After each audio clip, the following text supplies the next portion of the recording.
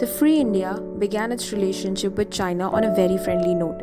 In fact, India was one of the first countries to recognize the communist government after the Chinese Revolution in 1949. Prime Minister Nehru strongly felt for this neighbor that was coming out of the shadow of Western domination and helped the new government in international fora.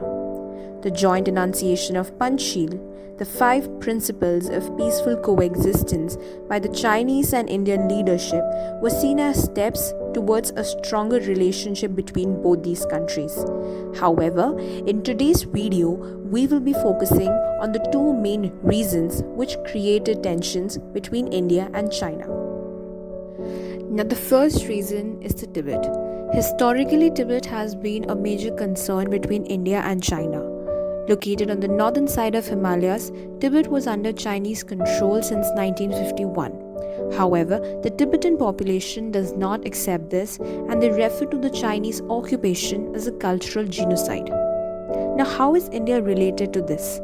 Many a times, India was skeptical of Chinese actions, and after seeing its approach towards Tibet, India was convinced.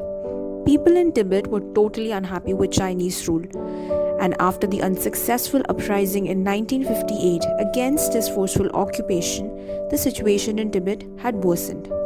The Tibetan spiritual leader Dalai Lama asked India for political asylum, which it granted. And the actions of Indian government to give aid to the Tibetans did not go down well with the Chinese leadership. China argued that India was interfering in its internal matters and was allowing anti-Chinese activities to take place from within India.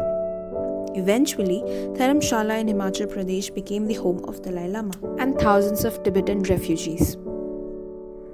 Now, the second important reason is the border dispute between India and China.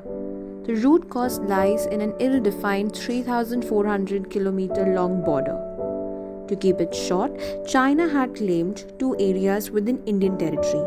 First, the Aksai Chin area in Ladakh region of Jammu and Kashmir, and the second was much of Arunachal Pradesh, which was what then known as the Northeastern Frontier Agency.